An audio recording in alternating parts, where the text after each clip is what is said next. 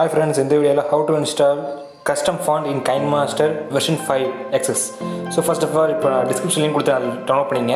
Download பண்ணிட்டு நீங்கள் use பண்ணுற ப்ரௌசரில் இன்ஸ்டால் பண்ணிக்கங்க. அலோ ஓப்பன் சோர்ஸ் கொடுத்து இன்ஸ்டால் பண்ணிக்கங்க. இன்ஸ்டால் ஆன அப்புறம்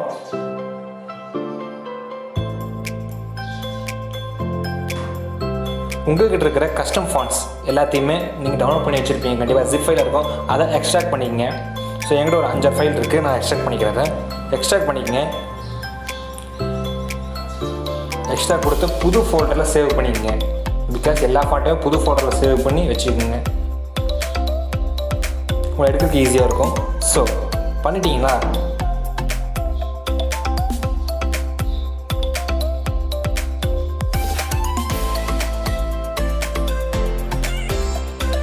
சேவ் கொடுத்துட்டு நெக்ஸ்ட் இப்போது இன்ஸ்டால் பண்ண ஆப்பில் போங்க, அலோ கொடுத்துருங்க. இந்த மாதிரி கிளாக்லாம் எக்ஸிட் கொடுத்துருங்க, ஒன்றும் பிரச்சனை இல்லை. இப்போ பார்த்தீங்கன்னா அதில் இன்ஸ்டால் ஃபாண்ட்ஸ்னு சொல்லி மேலே ஒரு இருக்கா, அதை கிளிக் பண்ணுங்கள்.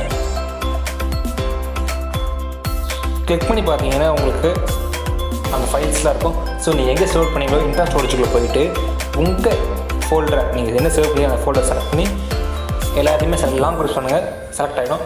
செலக்ட் ஆகி இன்ஸ்டால் கொடுங்க, ஓகே கொடுத்துருங்க. ஸோ உள்ளே பார்த்தீங்கன்னா உங்களுக்கு இன்ஸ்டால் ஆகிருக்கும்.